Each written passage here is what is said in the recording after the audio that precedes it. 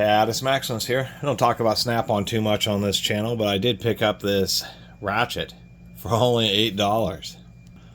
Hunting around through my garage sailing this time. Garage sailing and estate sailing, that type of stuff. I'm actually doing this the day I got this. This happens to be an F723, a quick release, 3/8 inch, just standard, bog standard ratchet.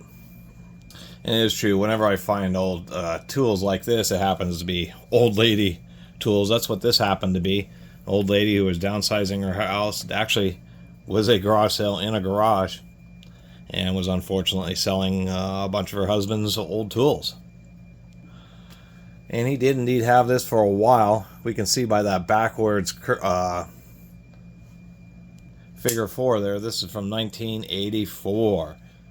Coarse teeth. Zinc reverse lever. I initially thought the reverse lever was actually cracked in half, but it wasn't. You can actually, it's even on eBay, it's like $22 or something to get rebuild kits for these, so that's not that pricey. Ratchet itself seems to be worth around 40 bucks or so. This one's seen a bit of use, but it's not too bad. Pretty definitive.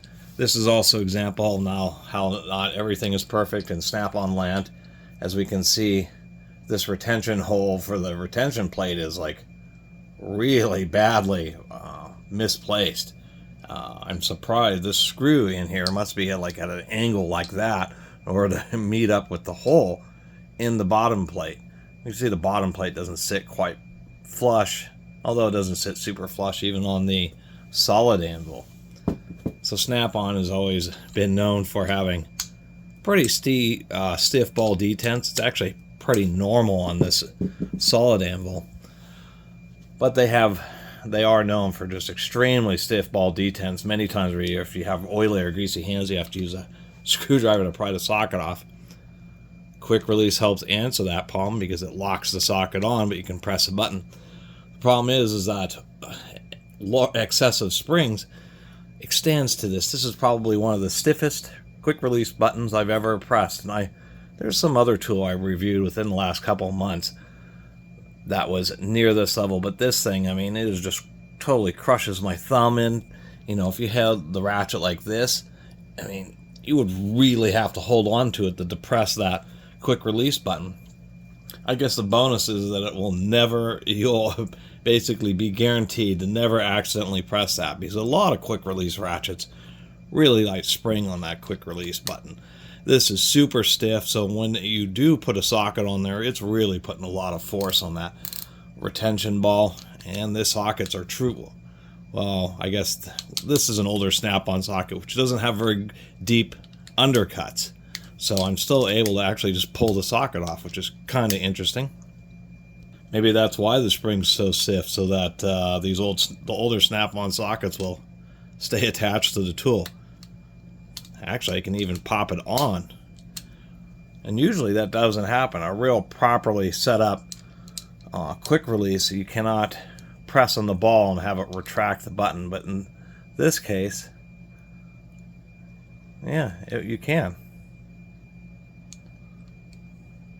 And there it goes with the button itself. Come on, camera. My camera does not like focusing anymore.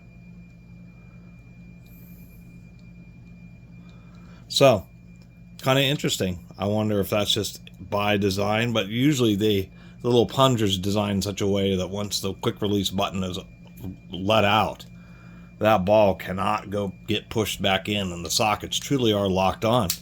So it's kind of an interesting discovery, and maybe I'm sure there's some other people who have, Snap-on quick release ratchets, and they'll let me know if this is the way they are, or if it's just maybe it happens to be mine isn't made as precisely, as we can already tell by that top screw.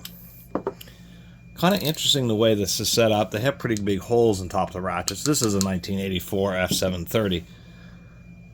But it seems with the quick release, it has a bit of a narrower top to the anvil, and then they have like this steel shim. It's about the best way to say it, or a little bushing in there, which kind of seems a little surprising to me. But we'll take a look inside and see what we got going on there. I actually also had an old Snap-on Ferret, a really vintage one, 3/8 ratchet, but I ended up selling that. Snap-on is just such a good sale. People are just so addicted to it. Whenever I put it up on Craigslist, man, people just email fast. We can see a single tooth pawl. Surprisingly enough, that's all it really needs when it's a 36 tooth ratchet, but it would have been nice to see 2 teeth on there. I mean, come on, it is a Snap-on, and indeed, that's what this thing is right here. Is this is just a bushing, but it actually is like press fit into the top of the ratchet right there. So I guess that's something you'd have to tap out if you're going to put in a solid anvil. Other than that, not a lot else to say. Super coarse teeth, not very much wear, and it actually has a little bit of oil in there. Somebody oiled this properly with just a light oil, not a bunch of heavy grease. And so that's always the deal with these Snap-ons, is little single tooth pawls. And you would have thought, come on, you know, if it is a Snap-on, actually what we can see here through the holes is that it isn't, these holes line up perfectly with the bottom plate. So both of these holes are actually drilled square to the machining of the figure 8 here. It's just that this ratchet may not have been, was not ground evenly on both sides, and we can see there's a bit more thickness over here. It just, something with the grinding makes it appear like that hole is really, really far off. So, not a lot else to say about a 1980s Snap-on ratchet besides they were coarse. They only had single teeth. The fit and finish is good on them, but it's not great and it's not perfect by any means. To tell you the truth, a lot of the newer 2000s, 2010s Snap-on stuff, I've seen some of that new stuff, ratchets where you can go over them with a fine-tooth comb and a micrometer, and just everything is just so symmetrical and even. You kind of get a little bit more of a handmade feel with these 1980s and earlier Snap-ons, and but they're still a lot nicer than like the 1950s and 60s, like Ferret ones and that type of stuff. I think the 1980s was a real sweet spot for Snap-on tools, and just want to make a little video about that ratchet. Thanks for watching.